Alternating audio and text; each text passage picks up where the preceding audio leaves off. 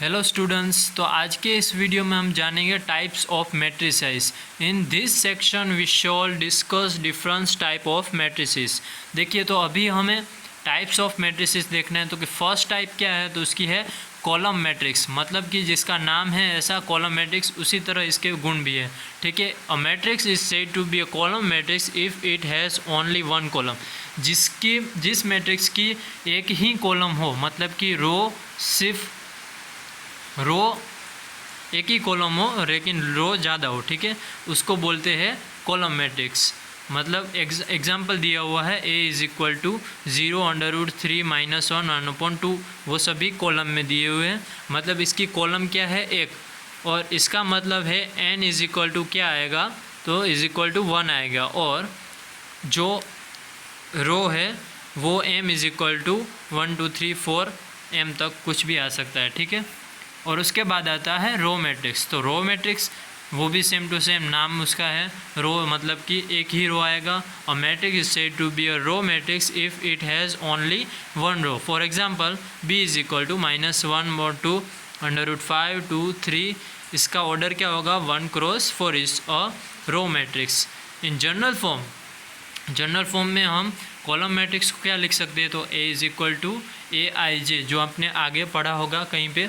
a is equal to क्या बोलते हैं, उसको एलिमेंट बोलते हैं, ठीक है। आई जे क्या है, तो कि आई जे एलिमेंट की पोजीशन बताता है। i is equal to 1 2 3 dot dot dot m तक, ठीक है। j is equal to same to same 1.1 2 3 कोई भी नंबर आ सकता है उस जगह पे, ठीक है। मतलब कि ये aij m क्रॉस n, ठीक है। इसका ऑर्डर क्या होगा, all the time m cross n ही होगा, ठीक है। और उसी तरह रो को भी जनरल फॉर्म में b is equal to bij, और इसका यहाँ पे क्या हो जाएगा, उल्टा हो जाएगा। मतलब कि रो 1 हो जाएगी और कॉलम वहाँ पे कोई भी नंबर आ सकता है, ठीक है। उसके बाद आता है square matrix. A matrix in which the number of row are equal to the number of column. मतलब कि जहाँ पे नंबर ऑफ रो और नंबर ऑफ कॉलम सेम होंगे उसको हम क्या बोलेंगे, स्क्वायर मैट्रिक्स, ठीक है। m cross n matrix is said to be a square matrix if is equal to m is equal to n।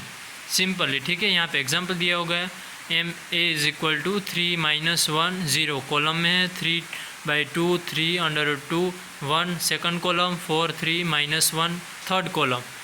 मतलब यहाँ पे देखिए 3 ही रो है और 3 ही कॉलम है, तो इसको क्या बोलेंगे हम, स्क्वायर मैट्रिक्स। जनरल फॉर्म में इसको हम क्या लिख सकते हैं, तो कि a is equal to aij m cross m या तो n क्रॉस n, ठीक है। यहाँ पे n क्रॉस n भी लिख सकते हैं हम।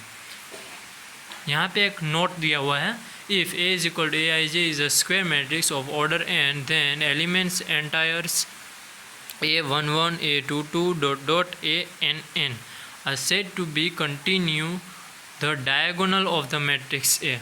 मतलब कि यहाँ पे जब कोई स्क्वायर मैट्रिक्स होगा तब हम उसका डायगोनल, ठीक है, डायगोनल जान सकते हैं। मतलब कि जो यहाँ पे a is equal to matrix दिया गया उसमें आपको 1 4 और 6 दिखाई दे रहा है, ठीक है, उसको हम क्या बोलते हैं,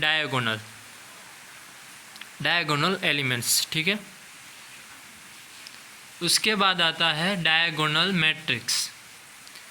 अ square matrix b is equal to bij m cross m is said to be a diagonal matrix if all its non diagonal elements are 0, ठीक है। जो भी एलिमेंट अभी हमने यहाँ पे देखा था कि डायगोनल एलिमेंट किसे कहते हैं, तो कि जो बीच वाली लाइन होती है, ठीक है,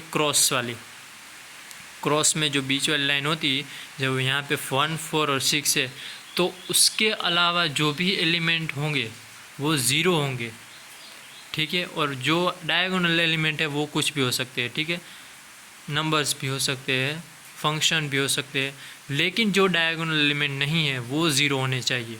तो उसे हम क्या कहते हैं, diagonal matrix.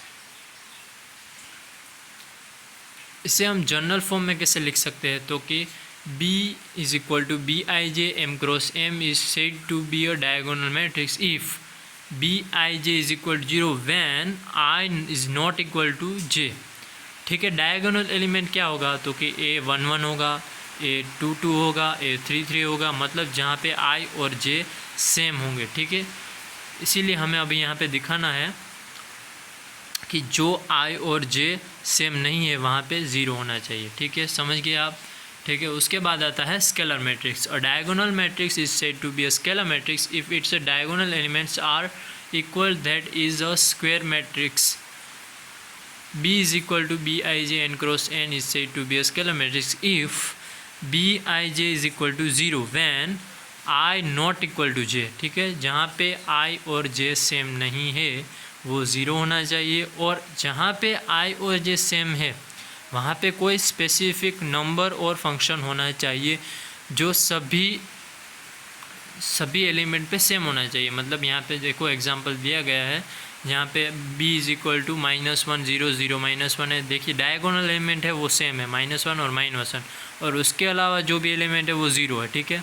c is equal to √3 0 0 0 √3 0 0 0 √3, ठीक है। इसमें भी डायगोनल एलिमेंट सेम है और उसके अलावा सभी 0, तो उसको हम क्या बोलेंगे, स्केलर मैट्रिक्स। उसके बाद आता है identity matrix. A square matrix in which elements in the diagonal are all 1 and rest are all 0 is called an identity matrix। मतलब कि जो भी डायगोनल एलिमेंट है वो 1 होने चाहिए, उसके अलावा जो भी एलिमेंट है वो 0 होने चाहिए, तो उसको हम क्या बोलेंगे, आइडेंटिटी मैट्रिक्स, ठीक है।